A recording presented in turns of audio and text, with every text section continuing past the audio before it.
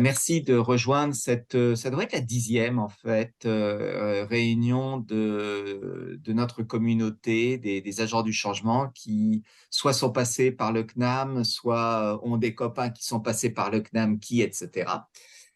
Euh, Ça sera la dernière si vous me donnez pas d'idées pour les suivantes, puisque j'ai pas vraiment d'idées comme ça à reprendre. Ça viendra peut-être, on verra dans le réseau. Mais si vous avez des idées de partage, de suggestions, de sujets que vous avez envie de mettre sur la table, de problèmes que vous avez envie de mettre en co-solution ensemble, bref, allez-y, pensez à notre conversation pour Ouais. proposer ça. Toutes les idées sont bonnes, hein, tous les problèmes sont intéressants. Aucun d'entre nous n'est confronté à des problèmes que l'autre n'aura pas. Alain, yes. Et oui, est-ce que, il y a un endroit où je pourrais retrouver la liste de ce qui a été fait? Parce que moi, j'ai participé à quelques-uns au début, puis après j'ai très honnêtement perdu le fil. Hmm. J'étais pas dispo, mais je serais Alors, intéressé pour regarder ça. yep.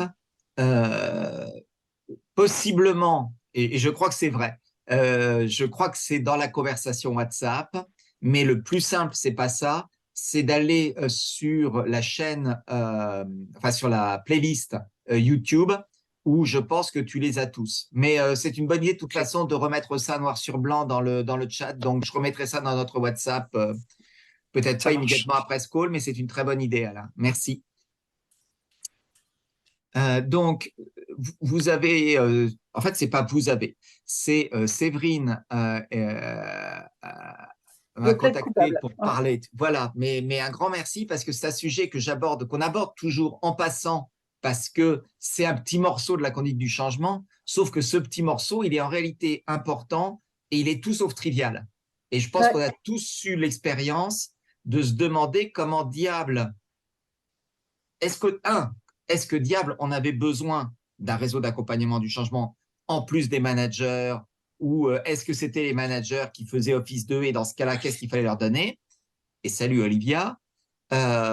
Ou deuxièmement, bah, une fois qu'on avait décidé d'en avoir, bah, on les a choisis suivant des critères X, Y, Z qui marchent plus ou moins bien. Donc revenir sur les critères est pas forcément inintéressant. Et enfin, et j'allais dire surtout, et c'est ça qu'on doit à Séverine, donc on peut tous remercier Séverine, une fois qu'on les a, qu'est-ce qu'on en fait? Et comment on les motive, comment on leur donne, qu'est-ce qu'on leur donne à faire, et comment est-ce qu'on leur donne envie de le faire? Et je Mm. me suis dit que c'était des très bonnes questions et que ça méritait bien de les retraiter ensemble. Et donc, très naturellement, j'ai repris les questions parce qu'en fait, à mon avis, c'est des bonnes questions et je n'ai pas la réponse basique à ça. Je pense qu'on a tous des idées sur le pourquoi, qu'est-ce qu'on attend d'ambassadeurs, mais aussi qu'est-ce que les ambassadeurs qu'on a nommés, qu'est-ce qu'ils attendent une fois qu'ils sont nommés. Et une fois qu'on aura un peu rempli ça. Et donc, on peut soit vous postez dans le chat si vous voulez, soit vous vous démutez et puis vous parlez directement. Bonjour Anna. Euh, Bonjour. on, on complétera ça et on avancera sur la suite de la présentation. Mais je pense que la première des choses, c'est de commencer par ça. Alain, et je Oui, note au désolé, fur et à mesure. ouais, je contribue et j'allais ajouter quelque chose à tout ce que tu as dit qui Ouais. est très exact, mais il y a un point aussi qui est très important et qu'on peut ajouter, c'est: «Et qu'est-ce qu'on en fait après?» Ah, ouais, absolument. Je vais le mettre là pour mémoire, mais c'est un point très important. Ça a l'air un peu utilitariste comme formulation, mais j'assume. N ouais, ouais, ouais, non, je l'ai fait volontairement, c'est parce que Ouais, je ouais, voulais j'ai pas bien compris. C'est pour commencer ça que je la le prends comme telle. débat avant de avant de l'aborder, Non, mais mais ouais. et je pense que c'est une question intéressante. Et j'ai pas de réponse unique. J'ai vécu plusieurs choses très différentes dans ce domaine-là. Donc c'est vrai que c'est une très bonne question. Si on commence par la première question, pourquoi diable on va chercher qu'est-ce qu'on attend d'eux, nous? Donc on va vraiment regarder les deux côtés. Qu'est-ce qu'on attend d'eux en allant en chercher? Et ensuite, qu'est-ce que eux vont attendre de nous maintenant et après effectivement le projet. Donc pourquoi des ambassadeurs du changement? Pourquoi est-ce qu'on les prend? Bah, moi, je vois beaucoup d'éléments effectivement à ça. Déjà, ce qui est intéressant d'avoir des ambassadeurs, c'est être capable de porter une parole en ayant une forme de légitimité. Ça, c'est le premier point, parce que sinon, souvent en tant que consultant externe, c'est quand même difficile d'être reconnu et de porter des messages qui seront impactants.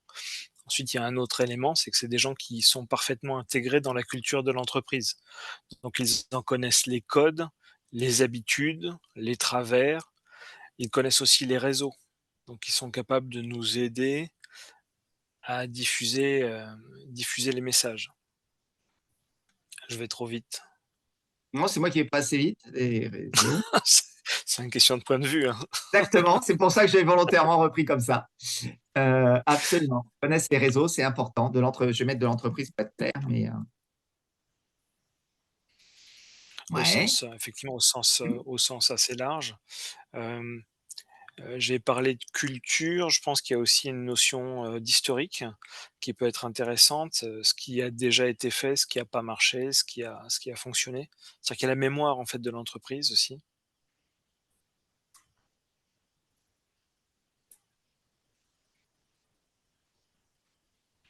Et puis, il y a aussi une problématique, c'est une question, purement, financière. C'est-à-dire qu'en général, ces gens-là, bah, ça représente, on va dire une main-d'œuvre qui est déjà installée. Hem, alors après, il y a différentes cas de figure, hein, dans certains cas, on dit: «Ben voilà, on va les dégager de leur travail, on va leur permettre de consacrer 50 de leurs charges, 70 100 de leurs charges, qui va pouvoir être dédié au projet». Et puis il y a aussi des cas où, ça passe dans l'épaisseur du trait et on leur dit: «Bah, écoute, tu vas faire ça, on top, en plus de ton travail».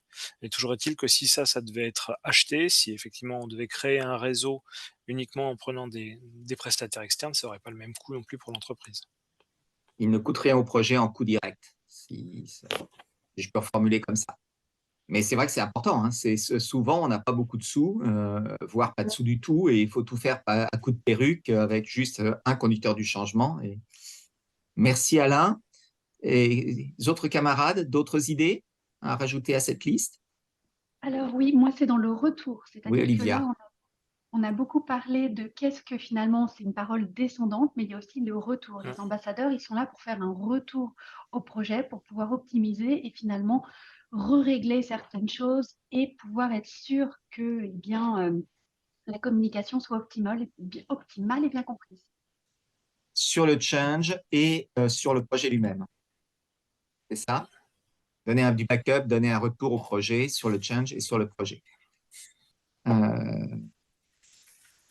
Allez-y, hein, démutez-vous, proximité avec les collaborateurs, ok. Et un maillage de toutes les strates de l'entreprise et de tous les métiers. Copie. Moi, j'aurais dit avant tout, parce qu'ils incarnent les projets. Enfin, d'où la question du choix en fait des ambassadeurs. C'est-à-dire qu'ils sont, comme ils sont ambassadeurs, ils incarnent les projets, ils le portent. Enfin, ils rendent visible un projet de changement ou un changement dans l'équipe, dans l'entreprise. Et donc, bah, ça doit être visible pour tout le monde. Et parce que les changements se font dans la rencontre. Donc, c'est bien parce qu'on a des consultants qu'on rencontre, mais si après, au quotidien, ils sont présents, enfin, les changements se font par leur biais, en fait. Et je voulais dire un autre point, mais là, c'est plutôt le point de vue RH. Hein. Il coûte, enfin, pas au projet en tant que tel, parce que Voilà, ils sont pas dans la facturation, mais ils coûtent dans les manques de production qu'on a oui, sur le reste. Hein. Enfin, je veux dire, oui, c'est vraiment un coût. C'est-à-dire qu'on ne peut pas les mettre dans la facturation du projet, mais c'est un vrai coût à prendre en considération. Surtout si absolument. on en a plusieurs. Absolument, c'est pour ça que j'ai bien mis, il ne coûte rien au projet en coût direct. Bien sûr qu'il continue à coûter à l'entreprise. Est-ce qu'il coûte, alors après, ce dont je ne suis pas sûr, honnêtement, c'est est-ce qu'il coûte en, entre guillemets, non-production? Mon expérience, c'est que très souvent, ils se décarcassent pour faire et leur production et la faire bien et assurer la qualité du changement en prime. J'ai peu d'exemples, honnêtement, où on ait vu une vraie dégradation. J'en aurais un peut-être, et encore, je ne suis pas Moi, sûr que la faute soit aux ambassadeurs. Je pense que la faute est bien davantage aux gens qui ont utilisé cet argument-là pour nuire au projet, plutôt qu'autre chose. Moi, Mais mon exemple est un exemple à l'hôpital. Et donc, à l'hôpital, oui, ça coûte clairement. C'est-à-dire qu'on sort quelqu'un en service qui pourtant est indispensable au projet donc, et qui joue à plein son rôle d'ambassadeur, même parce que c'est des profils particuliers, parce que c'est un appel à volontaires et en même temps, l'effet d'aller chercher aussi quelques leaders d'opinion de la structure. Mais donc, c'est un coût direct en remplacement parce qu'on ne peut tout simplement pas laisser un service s'autogérer. Donc oui, mais là, pour le coup, c'est un exemple direct de coût, hein, vraiment de coût. ouais. Mais dans ce cas-là, Anna, ça amène, à mon avis, une question sur laquelle on reviendra sur dans deux planches. Et juste l'introduire, mais on en reparlera dans deux planches. C'est quel volume de temps demande-t-on à un ambassadeur? À mon avis, ça leur fait déjà une. Et d'être un relais avec la direction en fait, de l'entreprise aussi. Enfin, moi, c'est ce que j'en attendrais aussi, quoi, des ambassadeurs. Ils portent le projet, du coup, j'attends qu'ils portent, j'attends qu'ils Il aillent rapporte à qui évangéliser. Mais pour toi, Séverine, Ouais, et c'est une question ouverte ouais. pour tout le monde, mais commençons par Tout Séverine qui dépend l'a à quel ouvert. niveau sont les ambassadeurs, au niveau de quel projet. Si c'est un projet d'entreprise, j'attends de l'ambassadeur qu'il soit aussi un relais entre les équipes et ma direction, en fait. Mais est-ce qu'il est un relais entre la direction et les équipes, ou est-ce qu'il est un relais entre les équipes et toi? Pour moi, c'est une question très forte. Enfin, c'est pas neutre comme question. Vas-y, redis-le-moi, s'il te plaît. Est-ce que et la réponse est peut-être les deux d'ailleurs, hein, mais Ouais, je sens vraiment une question dans ce que tu dis. Est-ce que l'ambassadeur, comme tu le disais, en tout cas comme je l'ai ouais, entendu, est pour ouais. toi un relais de la direction et donc en porteur du changement et de feedback dans les deux sens vis-à-vis de la direction, ou est-ce qu'il est ton relais ou le relais du projet? Et ça dépend peut-être des projets, je ne sais pas, je n'ai pas une réponse Ouais, unique. ça dépend C'est des vrai que projets. j'ai une réponse, j'ai tendance à avoir une Comme réponse. euh, je vais te faire une réponse de normalement, je travaille à la direction, donc c'est les deux du coup. Tu vois, c'est à la fois à moi et à ma direction. Euh, Ouais, non, je mais dirais qu'il faut qu'il soit relais entre les équipes et moi, mais en même temps, si c'est un projet qui est porté par la direction, ça permet aussi à la direction de prendre la température et d'être sûr, oui. enfin, de prendre la température des équipes et d'être sûr de diffuser, enfin, de pouvoir compter sur des gens qui vont diffuser la bonne parole, si tu veux. Alain, je t'ai vu Moi, hocher la. ouais, alors moi, j'aurais différencié, même si je comprends ce que dit Séverine, mais j'aurais quand même différencié. Parce que pour moi, dans un certain nombre de cas, ce qu'on va demander à la direction, c'est d'être sponsor du projet, Oui, donc d'amener effectivement un certain nombre de valeurs, de porter les messages, etc. Mais néanmoins, on peut dissocier tout à fait la direction et le projet. Donc je dirais que si on devait généraliser, j'aurais plutôt tendance à lier les ambassadeurs avec le projet plutôt que directement avec la direction, même si dans un certain nombre de cas, mm, mm, mm. ça peut se mélanger. Mais ouais, d'un point de vue philosophique, en tout cas, j'aurais plutôt tendance à séparer les 2. Parce qu'il y a certains projets, pour lesquels finalement la direction, reste pas mal en retrait. Heu, Oui, ça, je suis d'accord. Ouais. Oui, oui. ouais. Ouais, je pense qu'il y a deux raisons. Je suis à 200% en ligne avec Alain, Mm. pour toutes les raisons qu'Alain a exprimées. Et une autre raison qui me semble, qui est au moins aussi importante à mes yeux, qui est que s'ils se mettent à être le relais de la direction, ils se substituent aux managers. Alors, si tu dis que c'est les managers qui sont les ambassadeurs, il n'y a plus de problème parce que là, on est dans la confusion. Enfin, on utilise le même mot pour toutes sortes de choses. Mais l'énorme danger que je vois et que j'ai vécu à plusieurs reprises, Mm. toujours contré entre guillemets violemment, c'est le positionnement relatif de l'ambassadeur et du manager. La tendance dans certaines entreprises du manager a dit, on est attendez, le changement, c'est pas de ma faute. Hein. Je subis comme vous, chère équipe. J'ai le même courage que non, j'ai Mm. peut-être pas le même courage que vous. D'ailleurs, il est plutôt un peu moins. Et donc, c'est les ambassadeurs qui, voilà. Ouais, C'est ok. pour ça que tu m'as vu très, très clairement être dubitatif. Il y a des cas où tu as complètement raison. J'en doute pas un seul instant. Mais méthodologiquement parlant, ça peut être dangereux. Mais dans le cadre, par exemple, d'une transformation d'entreprise, d'un vrai projet culturel, le split entre ce qu'on attend du manager et ce qu'on attend de l'ambassadeur mériterait vraiment d'être travaillé. Mm, mm. j'y ai réfléchi en préparant notre réunion aujourd'hui. Je me suis dit, est-ce qu'on peut faire un slide qui serait qu'est-ce qu'on attend du manager, qu'est-ce qu'on attend de l'ambassadeur? Je ne suis pas sûr qu'il y ait une réponse unique, quel que soit le type du projet. Et donc, j'ai un peu renoncé. Maintenant, si vous pensez que c'est jouable, si on a un peu de temps, je serais assez fan qu'on ait ce… Enfin, moi, j'irais plutôt dans le sens de Séverine parce que je l'ai vécu plutôt comme ça. Si le projet est transformé complètement la culture managériale, là où il y a à peu près quelques centaines de managers, les ambassadeurs font partie des managers sur la base du volontariat et autres. Et évidemment, à condition de bien clarifier les rôles, etc., mais sont très utiles vis-à-vis de la direction, même si j'en fais partie, pour être porteurs et témoins et même légitimer la réussite de ce changement de projet, en fait, la réussite d'une nouvelle posture managériale et de la création d'une communauté managériale, etc., etc., etc.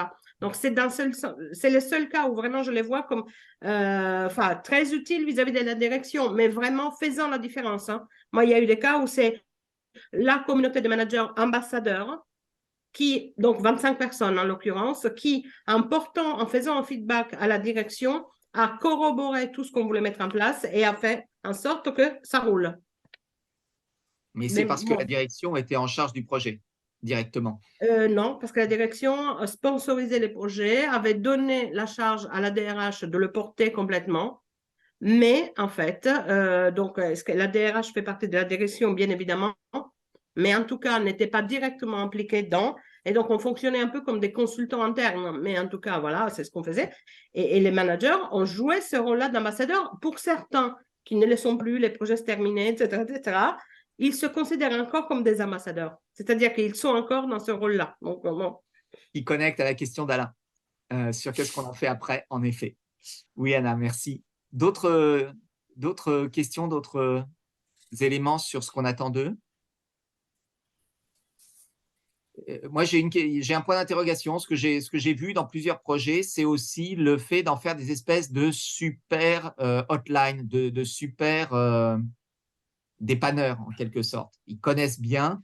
Et donc, quand un processus doit être mis en œuvre et qu'on ne sait pas bien comment le mettre en œuvre, on s'adresse à eux. C'est très discutable dans des projets un peu techniques. Alain, qu'en Alors, penses-tu? en fait, ça m'amène une réflexion que j'ai eue au tout début. Et parce que je me suis rendu compte que j'ai failli me tromper de question dans le thème, parce qu'on parle d'ambassadeur et je me suis dit: «On parle d'ambassadeur ou on parle de key user?»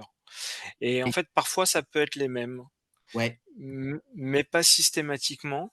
Et absolument. mais effectivement, mais on pourrait traiter les 2 thèmes finalement, parce que dans beaucoup de cas, il y a énormément de points communs. Et c'est souvent aux key users qu'on demande à être des ambassadeurs, parce que c'est ceux qui connaissent le mieux le projet, c'est ceux qui sont dedans, voilà, pour tout un tas de raisons. Et Voilà. Et honnêtement, je pense qu'on a tous vécu des oui. cas où on avait la confusion entre les deux, parce que pour toutes les Mmh. raisons que tu évoquais, et des cas où ils étaient splittés pour Ouais. vraiment splitter le côté expertise technique et le côté porter j'allais dire la culture, enfin porter la Mmh. transformation plus de fond des comportements. Et là, c'était pas Ouais. du tout les mêmes. Et Donc je pense que en fait, c'est 2 rôles différents, mais qui peuvent être mis sur la même personne. plutôt que de thèmes, tu as raison, je devrais mettre de rôles parfois sur les mêmes personnes. On va l'écrire comme ça, c'est mieux. Mais ça dépend des personnes. Hein. J'ai un exemple qui me vient en tête où dans certains pays, on avait mis les mêmes et c'était très très clair et c'était parfait, notamment en France par exemple. Et en Hollande, c'était deux personnes qui n'avaient strictement rien à voir et c'était clairement le bon choix. Je vois le temps Par contre, avancer. juste sur cette peut-être Ouais, pour terminer sur cette ouais, différenciation, là où il devrait, en théorie, y avoir aussi une différenciation, c'est sur la méthode de recrutement ou les critères de ouais, recrutement. Parce que finalement, notre key user, si on le recrute que pour ça, on n'attend pas de lui forcément qu'il porte la bonne parole, on attend qu'il défende un point de vue, qu'il soit le représentant effectivement des collaborateurs ou d'un métier, un peu comme les product owners dans les démarches agiles. Tandis que ouais, notre ambassadeur, effectivement, oui, on lui demande d'avoir un positionnement différent, c'est pas sur les mêmes critères qu'on va le choisir. exact. Mais on n'a pas forcément le choix. Ce que je veux Exact, dire, ouais. dans certaines populations, on a le choix, dans d'autres, on ne l'a pas. Mmh. Merci, Roger. Ça, c'est très vrai. On va rajouter ça là. Euh, C'est un peu petit, je pense que ceux qui ont des petits écrans doivent souffrir un peu, mais quand vous aurez la version complète, je vous le renverrai, ça sera quand même beaucoup plus lisible. Qu'est-ce qu'ils attendent, eux? On y reviendra d'ailleurs un peu plus tard, mais qu'est-ce que vous diriez fondamentalement qu'ils attendent? Des missions claires, un périmètre très clair de ce qu'on attend d'eux, je pense.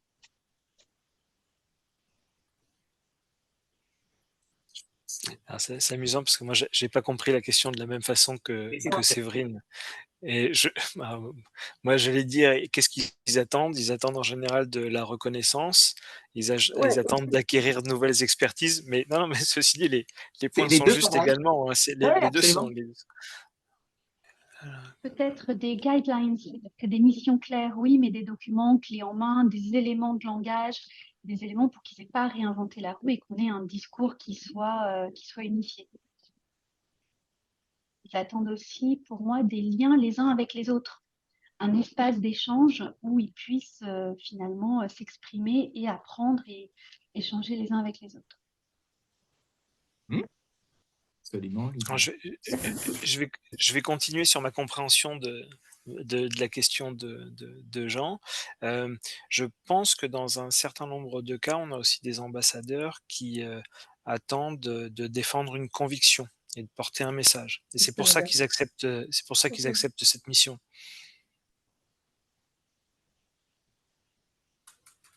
C'est la même chose, c'est la contribution. C'est vraiment le fait de dire j'apporte ma contribution parce qu'ils croient au changement, qu'ils l'ont attendu pendant longtemps et que là, enfin, on leur donne l'occasion de contribuer. Et reconnaître leurs besoins ou leur désir de porter le changement. Moi, j'ai rencontré une situation où les ambassadeurs attendaient d'avoir la primeur de l'information sur les projets, de se sentir un peu spéciaux sur les projets et de se dire, bah, nous, on a l'information avant, on va pouvoir avoir un espèce de rôle un peu spécial par rapport aux autres collaborateurs, par exemple. Alors, je suis tout à fait d'accord avec ce que dit Mariam et j'irais même plus loin. Dans certains cas, ils espèrent pouvoir influencer. Parce que si on est dans cette position, d'être un peu en avance de phase, on se dit finalement: «J'ai la capacité d'influencer et de servir», j'ai envie de dire mon domaine, pour aller dans le sens qui m'arrange. Premier, si vous vous souvenez, on a vu en cours cette notion de cycle de la conduite du changement avec cette notion de quelle est la stratégie dans une phase d'ingénierie, fabriquer le plan pendant la préparation, une phase de préparation, et enfin les actions opérationnelles dans la phase d'accompagnement. L'ingénierie prenant 2-3 semaines, la préparation 1 ou 2 mois, et l'accompagnement 9-10 mois si on pense à un projet d'une durée d'1 année. Et si le projet est beaucoup plus long, on itère en ayant juste une ingénierie très stratégique sur l'ensemble du programme et une ingénierie plus courte. C'est grossier, mais c'est un moyen de penser à ce qu'on a à faire, je dirais. Et donc, si on raisonne par rapport à ça, pour moi, la phase d'ingénierie, c'est celle pendant laquelle on se pose la question, est-ce qu'on a besoin et est-ce qu'on va implémenter des ambassadeurs et des key users d'ailleurs. C'est là que, par exemple, on va se poser la question, est-ce qu'on a besoin d'identifier les deux d'entrée? Est-ce que les deux doivent se confondre? Est-ce qu'on n'en a pas du tout besoin? Parce qu'on va demander au manager de faire le rôle d'ambassadeur naturellement et on ne rajoute pas une couche de complexité en ayant des ambassadeurs. Donc ça, c'est la décision stratégique d'avoir un réseau d'accompagnement du changement et d'ambassadeurs. Pendant la phase de préparation, on va vraiment les identifier par leur nom, leur localisation, etc., avec leur management, en se disant, bah, on va voir sur le slide suivant quelques critères que pour certains on a vu en cours et sur lesquels je pense que ce sera intéressant éventuellement de discuter. Et l'étape d'accompagnement, bah, c'est là qu'on va réellement les accueillir. Ils ont été nommés, mais ils ne savent rien, ils n'ont aucune préparation, rien pour la phase de préparation. On va leur expliquer le projet, on va leur donner, comme vous disiez, une longueur d'avance sans laquelle ils vont être extrêmement frustrés, extrêmement embêtés. Cela dit, quand on est dans des acquisitions de sociétés, dans des phénomènes comme ça, vous avez un mal de chien à leur donner de l'avance pour des raisons légales puis opérationnelles. Donc, je suis complètement d'accord sur le fait qu'il faut essayer de le faire, mais de temps en temps, le piège se referme sur vous et pendant au moins un temps, vous n'y arrivez pas. Et il faut tenir leur optimisme et leur engagement en n'étant pas capable de leur donner cette longueur d'avance. quels ambassadeurs, vous vous souvenez peut-être que… Ah pardon, j'ai oublié de tourner la page. Voilà ce que j'ai exprimé là. Comment choisir les ambassadeurs? Moi, je reste avec ce guide très, je dirais, très grossier, mais qui m'aide, qui n'est pas une vérité, mais qui m'aide. Le premier, ça rebondit sur ce que vous évoquiez, sur la culture, la légitimité, donc une certaine ancienneté dans le type de métier et dans le lieu, le type de métier pour la langue du métier, mais également les codes de l'entreprise, de l'hôpital. Pour Anna, tous les hôpitaux font le même métier, grosso modo, mais ils n'ont pas la même culture du tout. Donc, prendre un médecin qui a au moins 3 ans d'expérience, par exemple, ou une infirmière qui a 3 ans d'expérience est une bonne idée, mais si elle n'a pas une année d'expérience dans cet hôpital-là, vous allez avoir un problème de décodage. Elle ne pourra pas vraiment à la fois vous aider et être légitime. Je pense qu'il ne faut pas le prendre trop haut, l'ambassadeur. Je pense qu'il ne faut pas le prendre trop bas non plus. C'est ce que je veux exprimer par c'est un manager. Il faut que ce soit un manager. Est-ce que c'est le superviseur de base? Peut-être dans certains projets, mais en général, à mon avis, non. Il faut monter d'un cran. Et par contre, être au moins 2 ou 3 rangs en dessous de la direction générale, là encore avec des exceptions. Mais sinon, on a cette problématique d'être trop jugé parti, trop proche de Dieu pour être un humain décent et crédible. Sur les comportements, j'ai 2 croyances. Une qui est évidente, qui est qu'il faut que la personne croie au feedback et ait le courage de restituer le feedback quand il est difficile, dans un sens et dans l'autre. Et je crois aussi que c'est très difficile d'être un ambassadeur quand on ne croit non seulement pas au projet, ça c'est sûr, mais même quand on ne croit pas à l'entreprise. Quand on est en opposition par rapport aux valeurs ou à l'évolution de l'entreprise, évidemment, j'ai déjà vu des volontaires qui rentraient comme volontaires avec comme objectif de donner un sympathique coup de poignard dans le dos. Donc, à mon avis, il faut se renseigner sur la personne parce qu'on ne connaît pas toujours les personnes. Dans un grand groupe, vous n'avez aucune idée de la personne qui devient volontaire. C'est là que la validation par les managers est très fondamentale. Des compétences en communication, en influence, une capacité d'écoute, ça veut dire d'empathie, et bien sûr les critères locaux de culture, ça comprend notamment la langue. C'est idiot, mais c'est évident. Côté pratique, dans certains cas, il faut qu'ils soient mobiles, et il faut qu'ils aillent sur plusieurs sites, etc. C'est bête, mais il faut le prendre en compte. Le nombre, il est fonction du nombre de personas, de critères sociologiques, pas du nombre de personnes, ou très peu du nombre de personnes, ce n'est pas le critère dominant. Le nombre de sites, le nombre de cultures, etc. Donc, pour moi, le nombre, il est fondamentalement socio-dépendant, je ne sais pas si le terme existe.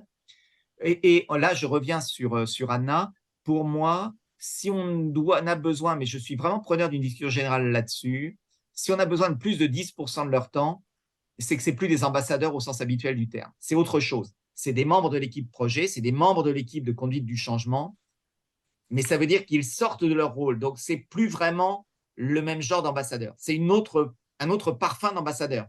Ça peut être extrêmement utile. Hein. Je nie pas le fait que c'est extrêmement pertinent, mais c'est une autre. Il faut savoir de quoi on parle. Quoi. Vous ne pouvez pas leur demander la même chose s'ils sont à 50%, s'ils sont à 10%, ou si vous les avez détachés à 100%.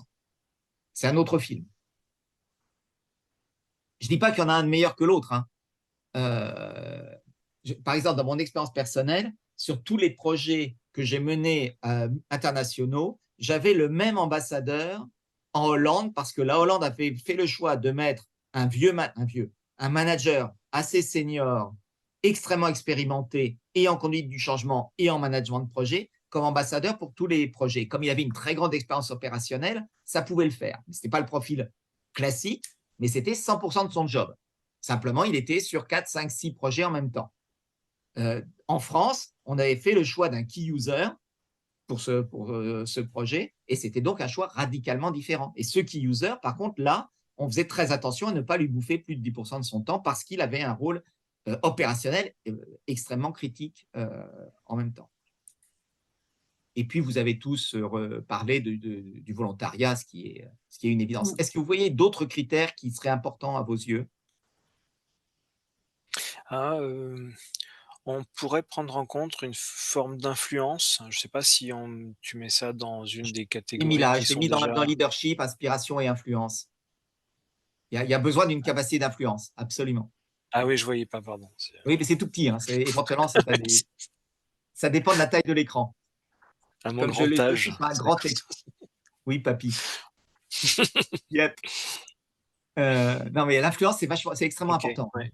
C'est clairement très influent, surtout dans la définition que sous-entendait Anna. Aller chercher des managers ou des gens reconnus et crédibles. S'ils sont crédibles, mais pas influenceurs, ça sert à rien. Le crédible totalement introverti, c'est extrêmement sympa. On va pouvoir l'utiliser dans des testimoniaux en communication, mais c'est pas un ambassadeur. Ouais. Et il ne faut pas le rater.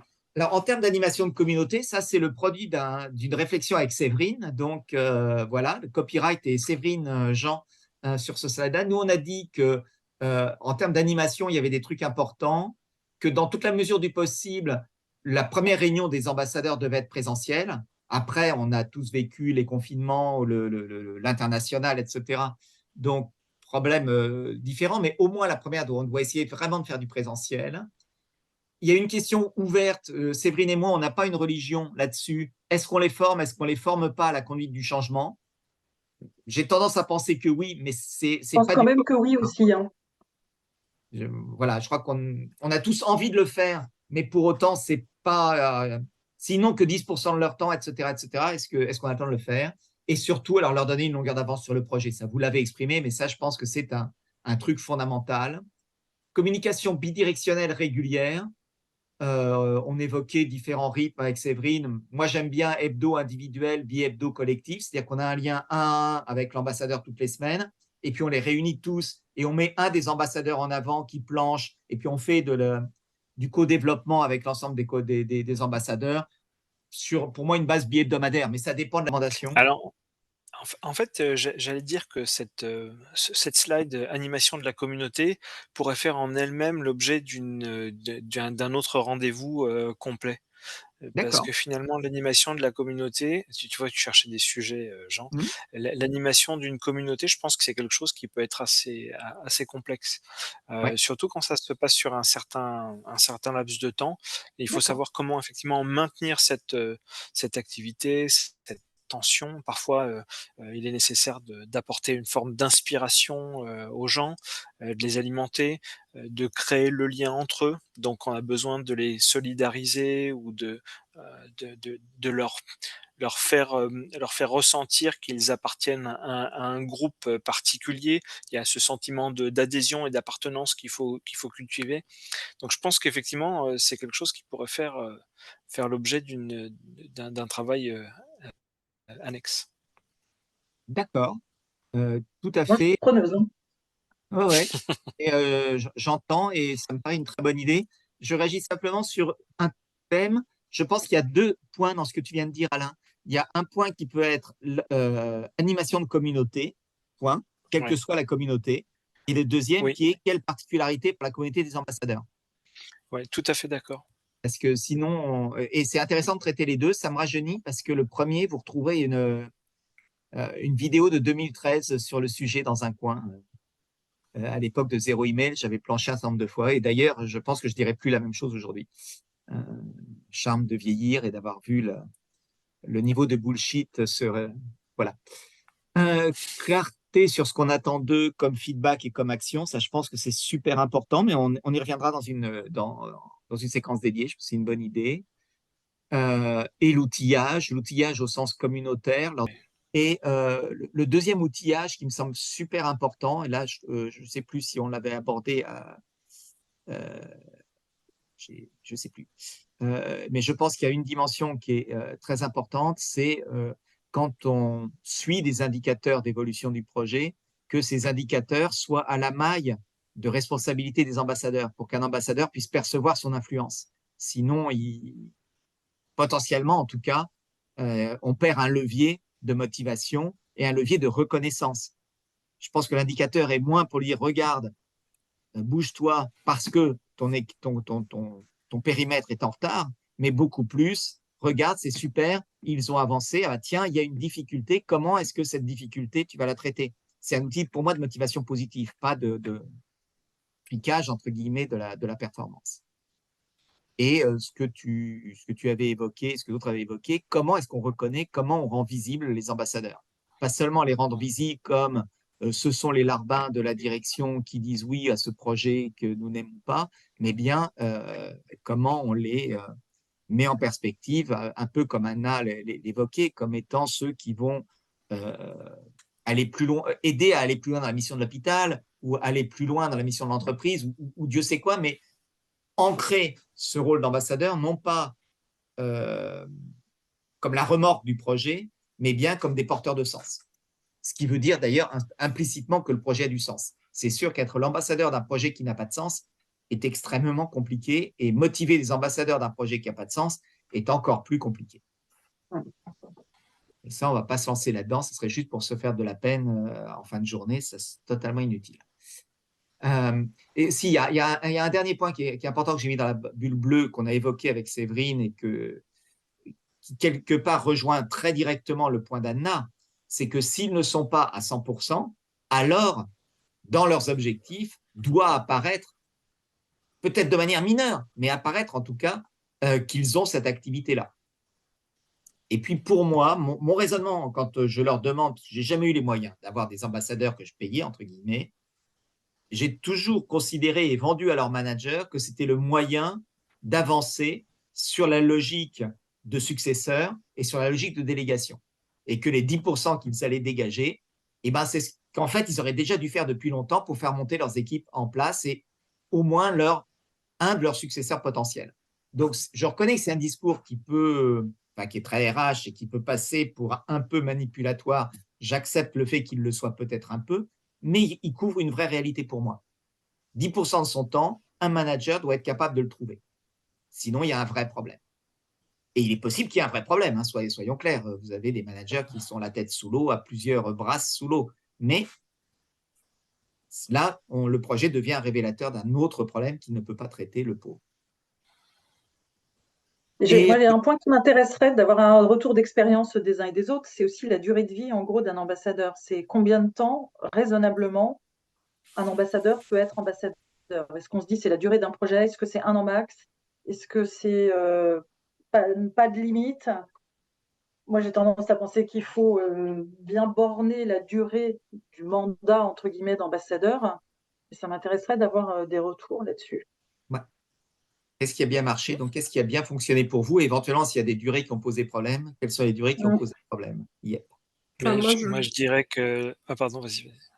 Je voulais faire un retour par rapport à ce que j'ai dit tout à l'heure. C'est la durée du projet en question. Enfin, c'est là où je dis, je parle d'un projet qui date maintenant de 3 ans. Hein. Donc, c'était un projet d'innovation managériale, donc changement des postures, changement de la pratique, etc. Et dans un hôpital, donc normalement une organisation en feu et en flamme. Mais la durée donc du projet était bien définie. Donc, ils étaient ambassadeurs pendant la durée du projet, pas à temps plein, mais quand même retiré à, oui, à peu près 10%, mais clairement identifié, etc., etc. Et quelque part, ils n'étaient plus ambassadeurs à partir du moment où les projets s'est arrêté, mais on a quand même transformé leur identité au travail. C'est-à-dire que pour beaucoup, alors, ils sont devenus les points ou les points de référence, ou les points après de conseil, ou les points de ralliement quand il y a un sujet compliqué. Ou, enfin, en tout cas, ils ont gardé cette étiquette après de reconnaissance, même s'ils n'ont pas forcément des réponses, ou s'ils sont concernés quand même par les problèmes. Hein. Enfin, moi, je suis partie de l'hôpital et encore aujourd'hui, il y en a sur les 25, au moins 6 ou 7 qui sont complètement, évidemment, ne sont plus considérés comme ambassadeurs, mais qui ont tellement apprécié, qui ont été transformés, parce que, voilà, merci, ils deviennent des sortes de référents, en fait, pour les autres. Parce que ça a bien marché, pour ceux pour qui ça a vraiment tellement bien marché que du coup, et ben, voilà, ça a été un changement pour tout le monde, et pour la structure, et pour eux-mêmes. Merci Anna. Dans le cadre d'un projet culturel en particulier, ce que tu décrivais, d'autres feedbacks, d'autres choses d'autres réactions sur la durée de vie? Moi, j'aurais juste ajouté que, en fait, il faut être vigilant à ne pas… il faut être vigilant à arriver à maintenir cette dynamique. Parce que le problème, c'est qu'il y a forcément un moment où les gens peuvent s'épuiser, voire se fatiguer par Ouais. rapport à ça. Donc c'est vrai qu'il y a des projets, qui ont tendance à traîner en longueur et où effectivement tout ça, ça s'étiole. Alors après, parfois ça on peut ranimer un petit peu la flamme, justement en transformant ce rôle, en modifiant, en passant des phases, en transformant ça.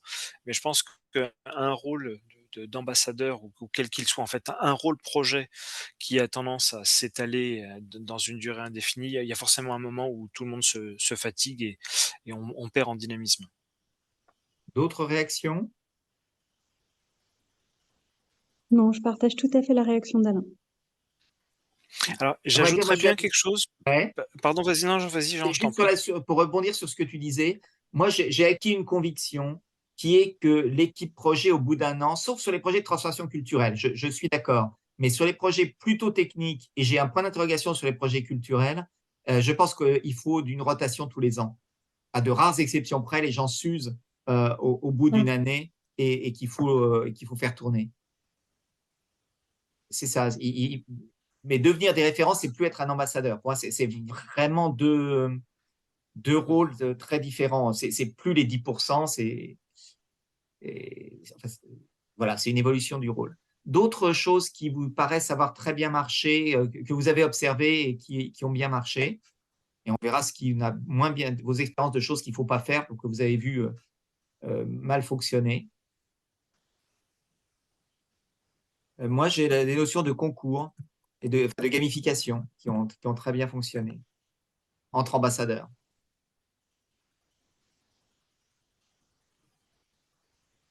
Et connexion au DG, au PDG. Mais ça rejoint la reconnaissance, hein, c'est tout ce qui a trait à la reconnaissance. S'il y a un point auquel je pense également, c'est à une sorte, je ne sais pas comment formuler ça, mais si effectivement on arrive à créer un vrai réseau d'ambassadeurs, on peut développer une forme d'intelligence collective qui peut amener énormément de valeur. C'est-à-dire que finalement, on vient de créer, si on a réussi ça, on vient de créer une espèce de pôle d'experts ou de sachants. Et ces gens-là, si on sait effectivement en tirer profit, c'est le principe de l'intelligence collective, c'est-à-dire que on peut développer plus que la somme des intelligences individuelles, et il y a parfois de l'innovation qui peut sortir de ça aussi. Mais c'est dans des contextes un peu particuliers, mais c'est le fait de positionner justement l'ambassadeur comme étant ni la victime du projet, ni la victime de son management local. Je veux dire d'être à la fois être dans une position d'articulation, mais d'une position d'articulation entre le projet, le local, son management, sa structure hiérarchique, euh, tout en étant protégé. Donc être un facteur d'influence sans être en risque, à condition de le gérer correctement. J'ai vu ça fonctionner vraiment et aider des gens justement à prendre de nouvelles statures d'ailleurs. Ça rejoint ce qu'Anna, tu exprimais. Et quels problèmes vous avez rencontrés qui, à votre avis, sont des problèmes importants, que vous considérez comme des problèmes importants qu'il faut avoir en tête quand on met en place un réseau d'ambassadeurs qui peuvent se produire ou pas, à nouveau, mais sur lequel des points de vigilance, si vous préférez. Il y a ce qu'on évoquait tout à l'heure qui peut être la démotivation dans la durée. Et quelque chose qui est très lié, c'est la difficulté d'arriver à maintenir cette dynamique qui demande beaucoup d'énergie. Les motivations à durée et dynamique. Moi, j'ai vécu déjà un autre type de risque qui était le surengagement des ambassadeurs. Ah oui. 10%, et ben non, ils ne se mettent pas 10%, ils sont passionnés, ils y passent 50% de leur temps et crac, leur job n'est plus fait. D'autres. Surengagement et risque de burn-out. Oui, potentiellement, oui. Mais par rapport à ce qui a été dit, par rapport à ce qui a été dit précédemment, avec l'expérience que j'ai eue à Sanofi, par rapport à la reconnaissance et au fait d'avoir la primaire de l'information, j'ai vu pour le coup, c'était des référents, mais qui jouaient un peu le rôle d'ambassadeur, se démotiver parce qu'ils se sentaient plus utilisés par la direction, mais sans vraiment être écoutés et avoir la primeur lorsqu'il fallait avoir des informations quand il y avait des projets en cours, quoi. Il n'y avait pas cette reconnaissance et puis ça impliquait un désengagement, entre guillemets, de leur part.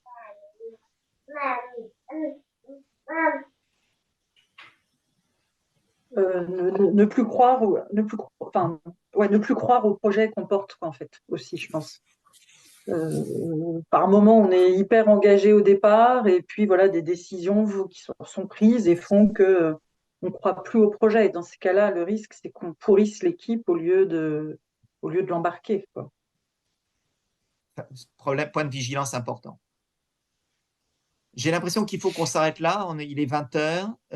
On reviendra peut-être sur tout ça, puisque en fait, tout ce que vous venez d'évoquer, de mon point de vue, touche très largement l'animation de communauté. Pas que, c'est vrai, mais touche largement l'animation de communauté. Et donc, je vous propose qu'on se retrouve l'an prochain sur l'animation de communauté pour une première séance de 2024. Si tu m'autorises juste un mot, Jean, parce que c'est le point que j'avais évoqué au début. Un des points de vigilance, c'est le qu'est-ce qu'on en fait après. Et c'est quelque chose, moi, que j'ai déjà rencontré à de nombreuses reprises. Et c'est encore plus vrai quand c'est des key users. C'est-à-dire qu'en fait, ces gens-là qu'on a mobilisés, en général, ils ont adhéré à une dynamique, ils ont aimé ça, ils ont acquis tout un savoir, ils ont acquis une connaissance dans l'entreprise. Et le problème, c'est que parfois, quand le projet s'arrête, ils font un peu un baby blues après ça. Donc, ils se disent, j'ai plus la dynamique que j'avais avant, je suis déçu, j'ai acquis des compétences, elles sont pas valorisées dans l'entreprise, donc ils ont tendance à quitter l'entreprise, ces gens-là, pour aller se vendre ailleurs. Donc, il faut penser à les retenir, donc à l'après. Moi, je pensais à la contractualisation justement en amont. C'est-à-dire qu'être clair sur les termes du contrat et y compris sur la valorisation, mais là pour le coup c'est le point de vue RH, mais la valorisation de ces compétences acquises. Donc, toutes les formes possibles, mais en tout cas, oui. C'est complètement vrai. Et c'est encore plus vrai quand vous êtes dans des groupes, un peu ce qu'Alain présentait hier aussi, quand vous êtes dans des très grands groupes avec des filiales qui ont des intérêts, des comportements, des cultures différents, pour peu qu'un projet soit transversal au groupe, ce genre de point devient très saillant. Du genre, c'est le groupe contre la société, c'est telle société du groupe contre telle autre société, et ainsi de suite. Et vous finissez par avoir des ambassadeurs accusés d'être des ennemis de l'intérieur. Enfin, tout ceci peut devenir complexe. C'est ce que je vis aujourd'hui au quotidien. Je fais une intégration. C'est une fusion et une intégration. Et du coup aux Pays-Bas. Oui, c'est compliqué parce que, en effet, alors il y a l'œil de Paris déjà aux Pays-Bas et après il y a l'œil de Paris par rapport à la nouvelle société qui est rachetée. Donc ça peut être très très compliqué pour les ambassadeurs et pour les personnes. Absolument. Absolument. Ça aussi, ça pourrait faire être un sujet intéressant sur conduite du changement sur des intégrations de société. Un sujet que j'aime bien, que je connais bien et sur lequel je crois qu'on est plusieurs en fait à avoir travaillé maintenant. Donc, ça pourrait être un bon sujet d'échange l'an prochain. Sinon, un grand merci. Je pense qu'on a noté des points vraiment intéressants. Je vais repartager la présentation après avoir vérifié s'il reste des typos et autres. Je vous remercie tous pour vos inputs et pour votre participation et je vous dis à l'année prochaine sur l'animation de communauté probablement. Bye bye. Merci à toi pour l'organisation.